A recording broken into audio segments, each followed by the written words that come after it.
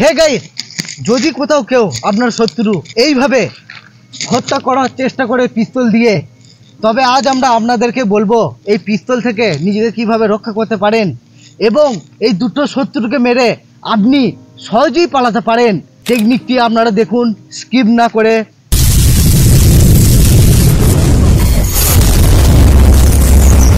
এই টেকনিকটি আপনারা খারাপ কাজে ব্যবহার করবেন না, আপনারা বিপদের সময় ব্যবহার করবেন, দেখবেন আপনি সহজে পালিয়ে যেতে পারবেন। তা দেখুন ভিডিওটি। এই যে টিপে ধরেছে আপনাকে, বাঁ হাতটা উপরে তুলেছেন, তোলার মাত্রই এইভাবে লক করবেন বন্দুকটাকে।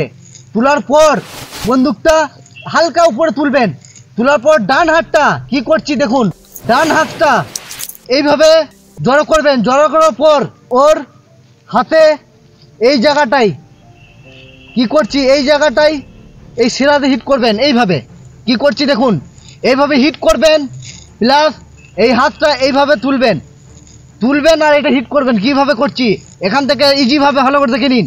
এখান থেকে ওয়ান দেখুন, যত শক্তিমান হোক কিন্তু আপনার বন্দুক ছাড়িয়ে ফেলতে পারবেন। দিয়ে এইভাবে ধরার পর প্রথমে পায়ে হিট করবেন।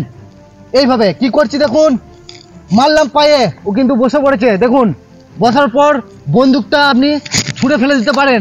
ছুঁড়ে ফেলে দেওয়ার পর পেছনে যে শত্রুটা আপনাকে ধরেছে তাকে কিভাবে মারবেন, এইভাবে ধরবেন দুটো হাত দিয়ে। ধরার পর বাঁ পাটা পেছনে যাবে, ওর পেছনে, ওকে এইভাবে যাবে। ও যত ওয়েট ছেলে হলেও কিন্তু আপনি ছাড়িয়ে দিতে পারবেন। কিভাবে, এইভাবে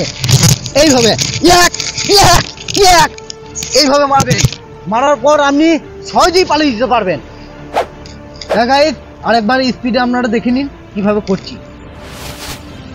1 2 3 4 5 1